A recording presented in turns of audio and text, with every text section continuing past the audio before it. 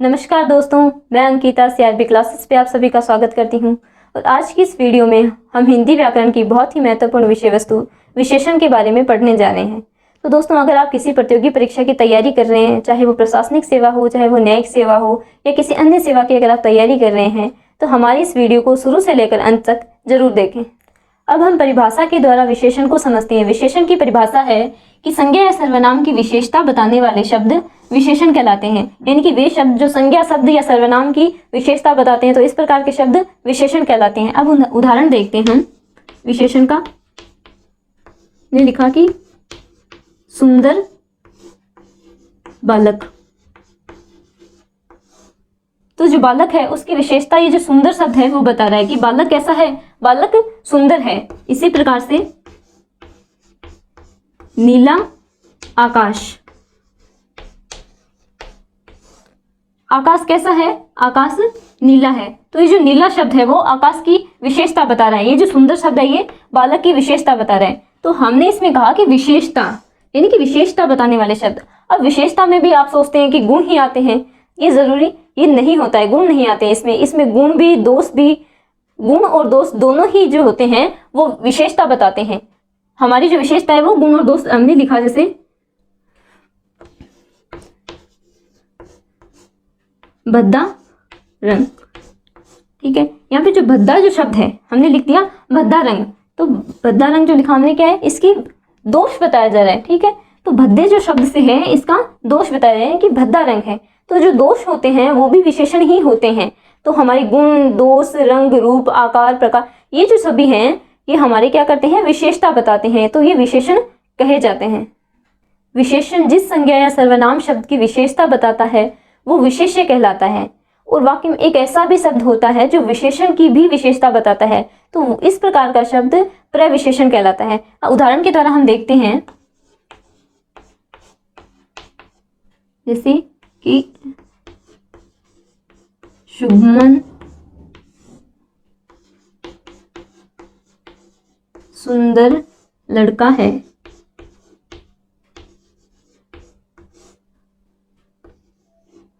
लड़का है, हमने वाक्य लिखा कि शुभमन सुंदर लड़का है। तो अब इसमें इसकी विशेषता बता रहा है सुंदर शब्द, तो सुंदर तो हो जाएगा विशेषण। यानी कि जो शब्द विशेषता बताता है वो हो जाता है विशेषण, जिसकी विशेषता बताई जा रही है। अब इसमें विशेषता किसकी बताई जा रही है, शुभमन की विशेषता बताई जा रही है। तो शुभमन क्या हो जाएगा इसमें, विशेष्य।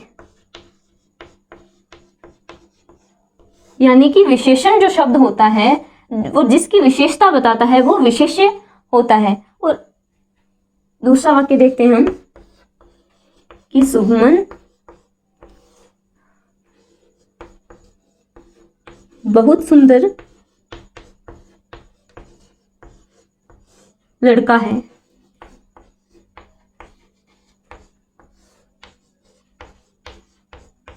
ठीक है, ये वाक्य था कि शुभमन सुंदर लड़का है। और वाक्य बदल गया है, वाक्य में लिखा है हमने कि शुभमन बहुत सुंदर लड़का है। तो यहाँ पे हम विशेष्य है, शुभमन विशेष्य है, यानी कि इसकी विशेषता बताई जा रही है। और विशेषण है सुंदर, सुंदर क्या है इसमें, विशेषण। यानी कि ये क्या कर रहा है, ये विशेषता बता रहा है किसकी, विशेष्य की। अब इसमें जो बहुत जो शब्द है ये क्या कर रहा है, ये विशेषण की भी विशेषता बता रहा है। तो ये हो जाएगा प्रविशेषण।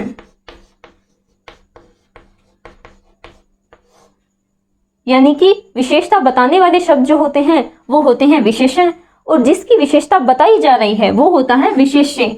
और विशेषण की भी विशेषता बताने वाले जो शब्द होते हैं वो प्रविशेषण कहे जाते हैं। अब हम देखते हैं विशेषण के प्रकार। तो विशेषण 5 प्रकार के होते हैं, जिनमें पहला प्रकार है गुणवाचक विशेषण। ऐसे शब्द जो संज्ञा या सर्वनाम के गुण, दोष, रूप, रंग, आकार, अवस्था, दशा इन सब का बोध कराते हैं, तो इस प्रकार के शब्द गुणवाचक विशेषण कहलाते हैं। जैसे शब्द हैं जैसे अच्छा, बुरा, बूढ़ा, युवा, तो इस प्रकार के जो शब्द हैं ये क्या करवा रहे हैं, हमें इसकी विशेषता बता रहे हैं। अच्छा, बुरा, ऊंचा, नीचा, मोटा, तो इस प्रकार के जो शब्द होते हैं वो गुणवाचक विशेषण के अंदर आते हैं। दूसरा प्रकार है संख्यावाचक विशेषण। ऐसे शब्द जो संज्ञा या सर्वनाम की संख्या संबंधी विशेषता बताते हैं। तो इस प्रकार के शब्द होते हैं वो संख्यावाचक विशेषण कहे जाते हैं। अब संख्यावाचक विशेषण भी जो है दो प्रकार का होता है, एक है निश्चित संख्यावाचक विशेषण, दूसरा है अनिश्चित संख्यावाचक विशेषण। अब निश्चित संख्यावाचक विशेषण जो है वे ऐसे शब्द होते हैं जो निश्चित संख्या का बोध कराते हैं, और अनिश्चित में हमें निश्चित संख्या का बोध नहीं होता है। तो उदाहरण के द्वारा हम देखते हैं दोनों ही प्रकारों को। उदाहरण लिखते हैं कि मैंने यह पुस्तक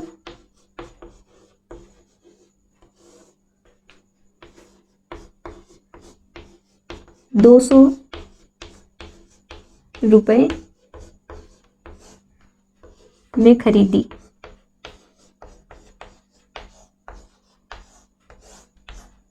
हमने लिखा कि मैंने यह पुस्तक 200 रुपये में खरीदी। तो यहाँ पे जो 200 जो शब्द है, 200 रुपये, तो ये पुस्तक जो है 200 रुपये में खरीदी गई है। तो जो 200 है वो क्या कर रहा है, निश्चित संख्या बता रहा है कि कितने रुपए में खरीदी गई है, 200 रुपये में खरीदी गई है। तो ये जो विशेषण हो जाएगा, तो संख्या का बोध करवा रहा है 200, तो ये संख्यावाचक विशेषण है। अब संख्यावाचक विशेषण में भी ये निश्चित संख्यावाचक विशेषण है, यानी कि निश्चित संख्या का बोध करवाया जा रहा है। जैसे 200 आप लिखोगे ये 5 रुपये का नोट है, तो ये जो 5 रुपया जो है वो भी निश्चित संख्यावाचक विशेषण होगा। अब दूसरा उदाहरण देखते हैं हम। दूसरा उदाहरण है कि आज भी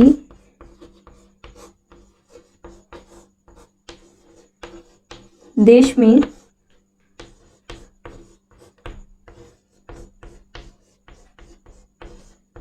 लाखों बेरोजगार युवा हैं। अब ये जो वाक्य है इसमें हमने लिखा है कि आज भी देश में लाखों बेरोजगार युवा हैं। तो संख्या जो है वो लाखों शब्द दिखा रहा है, यानी कि संख्यावाचक विशेषण कौन सा है, लाखों शब्द है। अब इसमें लाखों हैं, लेकिन हमें निश्चित संख्या नहीं पता है। इसमें अनुमानित है कि जो लाखों बेरोजगार युवा हैं, यानी कि इसमें निश्चित संख्या का हम पता नहीं लगा पा रहे हैं। तो ये जो लाखों जो शब्द होगा ये होगा अनिश्चित संख्यावाचक विशेषण, यानी कि ये क्या कर रहा है, निश्चित संख्या नहीं बता पा रहा है। तो ये अनिश्चित संख्यावाचक विशेषण होगा। जिसमें निश्चित संख्या एकदम से बता दी जाती है, यानी कि 200 रुपये, तो ये हो जाएगा निश्चित संख्यावाचक विशेषण।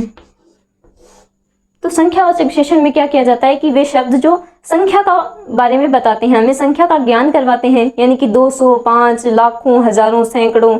तो इस प्रकार के जो शब्द होते हैं वो संख्यावाचक विशेषण कहे जाते हैं। इसमें भी जो दो प्रकार हमने देखे, एक होता है निश्चित संख्यावाचक विशेषण, एक होता है अनिश्चित संख्यावाचक विशेषण।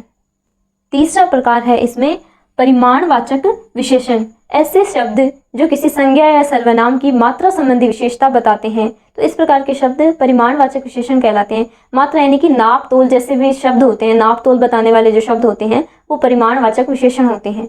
अब परिमाणवाचक विशेषण भी दो प्रकार का होता है। पहला होता है निश्चित परिमाणवाचक विशेषण, यानी कि वे शब्द जो किसी निश्चित परिमाण का, निश्चित नाप तोल के बारे में बताएं। तो इस प्रकार के जो शब्द होते हैं वो निश्चित परिमाणवाचक कहे जाते हैं।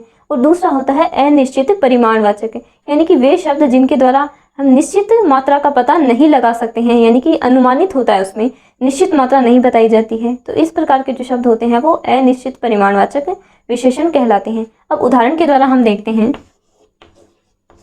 उदाहरण देखते हैं हम।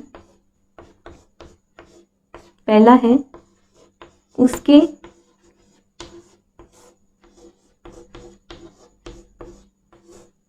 खेत में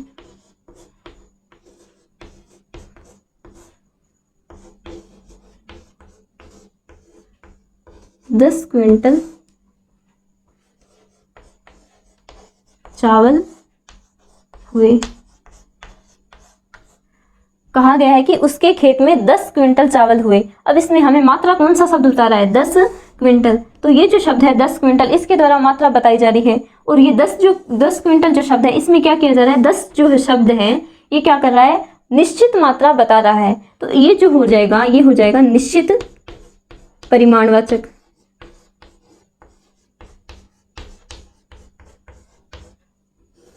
निश्चित परिमाणवाचक यानी कि इस 10 के द्वारा क्या किया गया है, मात्रा को निश्चित बताया गया है, यानी कि जो सही मात्रा है वो बता दी गई है कि क्या है, 10 क्विंटल चावल पैदा हुए हैं। इस प्रकार से 10, अब हम कहेंगे कि आज कक्षा में 15 विद्यार्थी अनुपस्थित थे।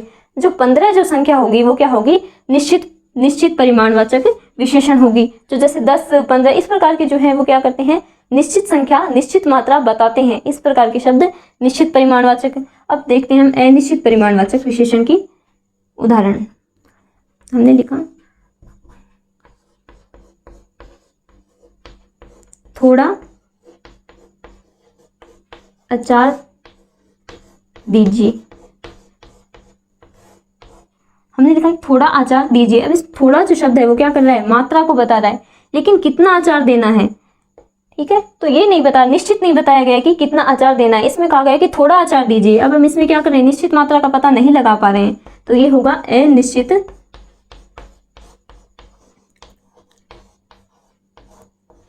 ये होगा अनिश्चित परिमाणवाचक विशेषण। यानी कि इसमें निश्चित मात्रा, अगर हम इसमें कहते हैं कि क्या कीजिए 10 किलो,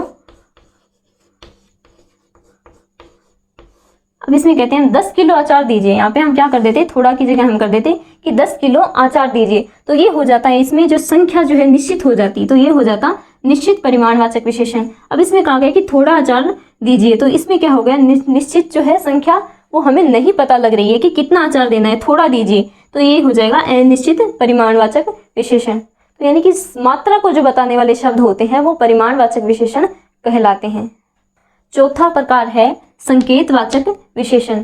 संकेतवाचक विशेषण के अंतर्गत ऐसे शब्द आते हैं जो मूल रूप से सर्वनाम होते हैं, लेकिन वाक्य में इन्हें विशेषण के रूप में प्रयोग किया जाता है, और वाक्य में ये प्रयोग होकर संज्ञा शब्द की ओर संकेत करके, क्या संकेत के माध्यम से संज्ञा की विशेषता बताते हैं। तो इस प्रकार के शब्द जो होते हैं वो संकेतवाचक विशेषण कहे जाते हैं। तो ये जो शब्द होते हैं ये मूल रूप से सर्वनाम होते हैं, इसलिए इस विशेषण को सार्वनामिक विशेषण भी कहते हैं हम, सार्वनामिक विशेषण। तो संकेतवाचक विशेषण का दूसरा नाम होता है सार्वनामिक विशेषण। यानी कि इसमें जो शब्द होते हैं वो मूल रूप से क्या होते हैं, सर्वनाम होते हैं, लेकिन ये इन वाक्य में विशेषण के रूप में प्रयोग कर लिए जाते हैं। उदाहरण के द्वारा हम देखते हैं, ऐसे उदाहरण है कि उस पुस्तक को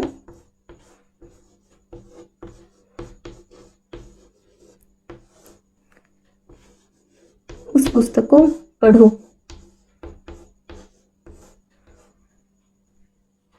तो संकेत करके, इसमें जो मुख्य होता है कि संकेत के माध्यम से संज्ञा की विशेषता बताई जाती है। तो संकेत करके ये बताया जा रहा है कि उस पुस्तक को आप पढ़िए, उस पुस्तक को पढ़ो। तो ये जो मूल रूप से ये जो उस शब्द है ये है सर्वनाम शब्द है, लेकिन ये इस वाक्य में क्या कर रहा है, आपको संकेत के माध्यम से संज्ञा की विशेषता बताए कि उस पुस्तक को पढ़िए। तो इसमें जो उस शब्द होगा ये होगा सार्वनामिक विशेषण, या इसे कहते हैं हम संकेतवाचक विशेषण। दूसरा उदाहरण है कि उस देवी को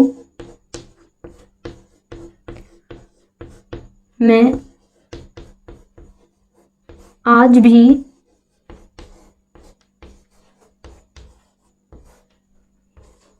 याद करता हूँ। तो इसमें भी क्या किया जा रहा है, उस यानी कि संकेत किया जा रहा है, संज्ञा की विशेषता बताई जा रही है, वो भी संकेत करके, यानी कि उस देवी को। ठीक है, तो ये जो शब्द हो जाएंगे कि उस पुस्तक को पढ़ो, संकेत करके बताया जा रहा है उस देवी को। तो संकेत करके ये मूल रूप से तो सर्वनाम होते हैं, ये मूल रूप से सर्वनाम होते हैं, लेकिन वाक्य में कई बार इन्हें विशेषता बताने के लिए भी प्रयोग कर लिया जाता है। तो इस प्रकार के जो शब्द होते हैं वो संकेतवाचक विशेषण कहलाते हैं। पांचवा प्रकार है व्यक्तिवाचक विशेषण। वे विशेषण जो मूल रूप से व्यक्तिवाचक संज्ञा होते हैं, लेकिन वाक्य में अन्य संज्ञा या सर्वनाम की विशेषता बताने के लिए प्रयोग में लिए जाते हैं। तो इस प्रकार के जो शब्द हैं वो व्यक्तिवाचक विशेषण कहलाते हैं। चूंकि ये व्यक्तिवाचक संज्ञा होते हैं इसलिए इन्हें व्यक्तिवाचक विशेषण कहा जाता है। उदाहरण के द्वारा हम देखते हैं,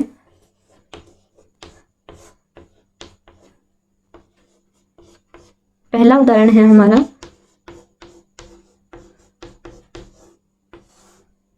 बनारसी साड़ी, बीकानेरी भुजिया।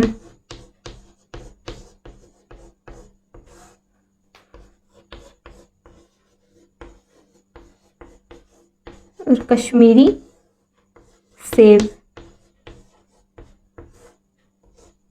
तो ये जो शब्द है बनारसी, बीकानेरी और कश्मीरी, ये मूल रूप से है व्यक्तिवाचक संज्ञा, लेकिन ये क्या कर रहे हैं, यहाँ पे विशेषता बता रहे हैं। साड़ी की विशेषता बताई जा रही है बनारसी, बीकानेरी जो शब्द है वो भुजिया की विशेषता बता रहा है, कश्मीरी जो है सेब की विशेषता बता रहे हैं। लेकिन ये मूल रूप से व्यक्तिवाचक संज्ञा होते हैं, लेकिन ये संज्ञा या सर्वनाम की विशेषता जब बताते हैं तो ये व्यक्तिवाचक विशेषण कहे जाते हैं। इसी प्रकार से और भी देख सकते हैं आप, कोल्हापुरी चप्पल, तो ये जो इस प्रकार के जो होते हैं, बनारसी साड़ी, बीकानेरी भुजिया, तो ये जो शब्द होते हैं वो व्यक्तिवाचक विशेषण कहे जाते हैं, जो मूल रूप से व्यक्तिवाचक संज्ञा होते हैं। तो ये थे दोस्तों हमारे विशेषण और विशेषण के प्रकार। आपको ये वीडियो कैसा लगा कमेंट बॉक्स में कमेंट करके हमें ज़रूर बताएं। अगर आपको वीडियो पसंद आया तो वीडियो को लाइक करें, चैनल को सब्सक्राइब करें और हमारी आने वाली वीडियो की सूचनाएं आप तक पहुंचती रहें, इसके लिए आप बेल आइकन का बटन दबाएं। धन्यवाद दोस्तों।